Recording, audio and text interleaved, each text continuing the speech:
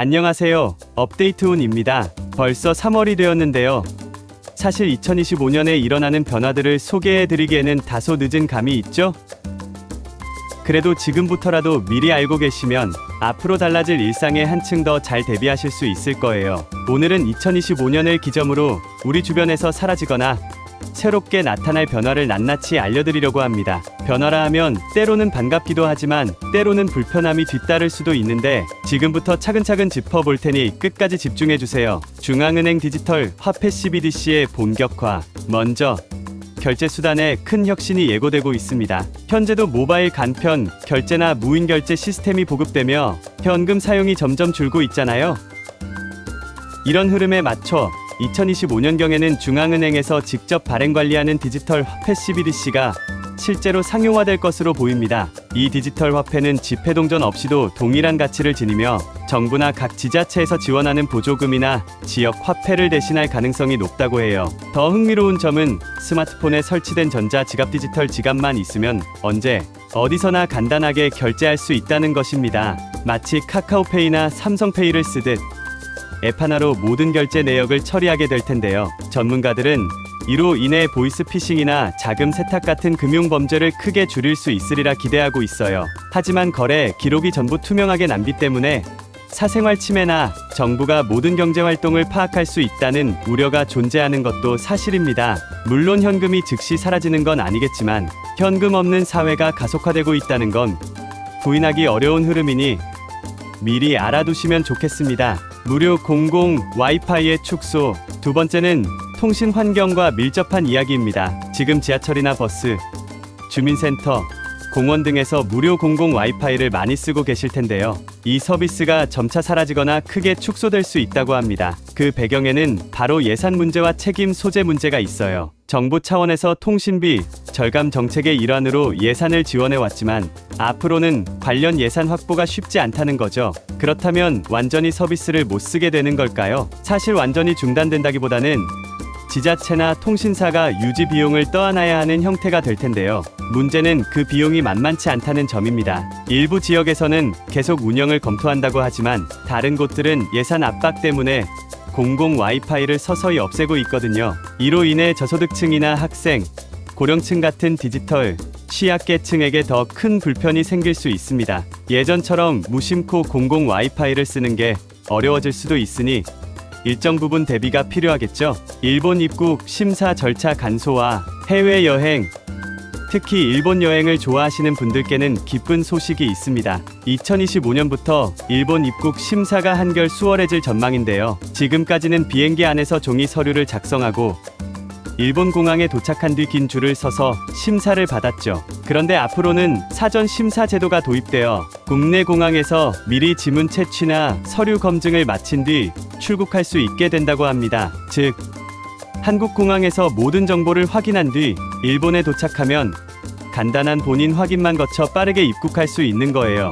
입국 심사 줄이 길어 지루했던 경험 한 번쯤 있으실 텐데요. 이 제도를 통해 여행객의 편의가 크게 올라갈 것으로 예상됩니다. 일본 역시 매년 한국인 관광객이 많이 찾는 시장인 만큼 원활한 여행 환경을 마련하고자 하는 것으로 보이는데요. 일본 여행을 자주 다니시는 분이라면 환영할 만한 변화겠죠. 노면 전차 트램 도입 및 확대. 네 번째로는 노면 전차, 흔히 트램이라고 부르는 새로운 교통수단 소식입니다. 지상에 레일을 설치해 전기로 움직이는 전차가 도로를 달리는 방식인데요. 이미 유럽이나 홍콩 같은 도시에서는 트램을 쉽게 볼 수 있습니다. 이런 트램이 우리나라에서도 대도시를 중심으로 점진적으로 도입된다고 해요. 트램의 장점으로는 친환경성을 꼽을 수 있습니다. 전기를 동력으로 사용하므로 배출가스가 거의 없고 전선 없이 배터리 방식으로 운행하는 모델도 있어서 시각적 환경도 깔끔하게 유지됩니다. 게다가 승객 입장에서는 지하철처럼 빠르고 정확한 운행 시간을 기대할 수 있죠. 하지만 일부 도로 구간이 좁은 지역에서는 교통 체증이나 안전 문제를 우려하기도 합니다. 실제로 자동차가 다니는 도로에 레일까지 깔면 더 막히는 거 아니냐라는 부정적인 반응도 있어요. 이에 지자체에서는 신호 체계와 안전 규정을 꼼꼼히 준비 중이라고 하니 트램이 성공적으로 자리 잡는다면 대중교통 선택지가 더욱 다채로워지겠죠. 추억의 싸이월드 부활. 다섯 번째 소식은 요즘 MZ세대와 3040대에게 꽤 감성적으로 다가올 주제일 텐데요. 바로 추억의 SNS 싸이월드가 다시 돌아온다는 겁니다. 한때 도토리로 음악을 바꾸고 미니홈피 꾸미기에 열중했던 분들 많으시죠? 최근 몇 년간 싸이월드 복귀에 관한 소문은 계속 있었지만 이번에는 2025년을 목표로 시스템 안정화와 자료 복구를 거의 완료했다는 이야기가 들립니다. 싸이월드가 주목하고 있는 건 지나친 개방형 SNS에 지친 이용자들을 위한 친밀하고 안전한 개인 공간을 제공하겠다라는 점이에요. 예전처럼 친구에게만 미니홈피를 공개하고 더 깊은 관계를 유지할 수 있도록 하는 기능을 대폭 강화하겠다고 합니다. 특히 과거에 찍어둔 사진이나 영상, 다이어리처럼 각자에게 추억이 담긴 데이터가 상당함으로 이를 최대한 복원해 준다고 하니 흑역사를 다시 마주할 준비를 해 두셔야 할 수도 있겠습니다. 자율주행차 전용 간소 운전면허 등장.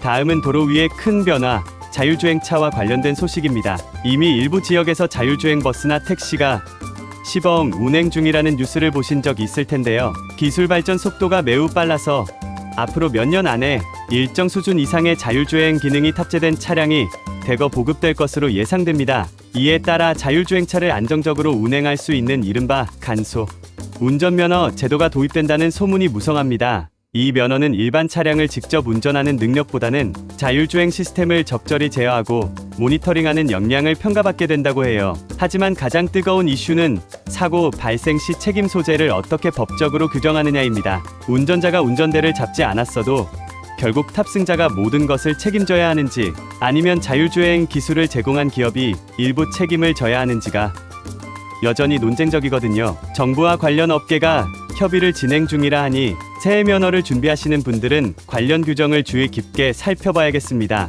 택배 주 7일 배송 확대. 이제 쇼핑을 즐기는 분들에게 반가운 소식입니다. 지금은 로켓 배송이나 일부 택배사의 주말 배송 등이 정착되어 원하는 물건을 하루, 이틀 안에 받아보는 게 익숙해졌죠. 그러나 여전히 특정 온라인 쇼핑몰에서 구매하면 주말에는 배송이 불가능하다는 점이 아쉬웠던 분들도 많을 텐데요. 오는 2025년부터는 CJ 대한통운을 비롯해 국내 대형 택배사들이 주 7일 배송 서비스를 보다 폭넓게 도입할 예정이라고 합니다. 이 변화로 주말에도 부담 없이 주문에 빠르게 받아볼 수 있는 경우가 늘어날 텐데요. 문제는 택배 기사님들의 근무 환경 개선과 인력 충원 방안을 어떻게 마련할 것이냐는 거죠. 주 7일 배송에 맞춰 근무 인력을 늘리고 적정 휴식을 보장해야 서비스 품질과 기사님의 근무 여건이 모두 만족스럽게 유지될 테니까요. 만약 이 부분이 잘 해결된다면 우리는 더 편리한 소비 생활을 누릴 수 있겠죠. 공공심야, 약국의 부활 및 확대.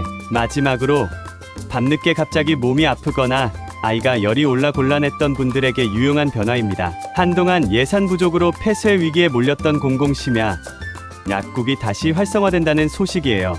2025년부터 지방자치단체와 정부 차원의 예산 편성이 확대되어 밤 10시부터 새벽까지 운영하는 약국이 전국적으로 늘어날 전망이라고 합니다. 당장 편의점에서도 상비약을 살 수 있지만 전문적인 처방이나 좀 더 다양한 약을 구입하기에는 한계가 있잖아요.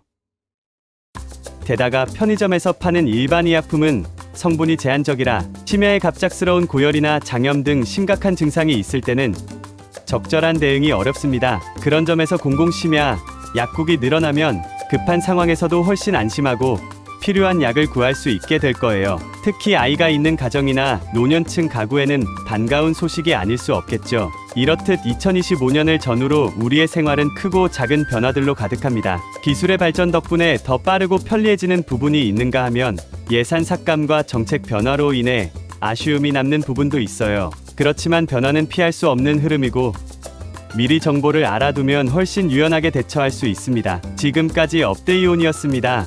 오늘 정보가 도움이 되셨다면 구독과 좋아요 꼭 부탁드릴게요. 앞으로도 변화하는 사회 이슈와 실생활 팁을 빠르게 전해드리겠습니다. 시청해주셔서 감사합니다.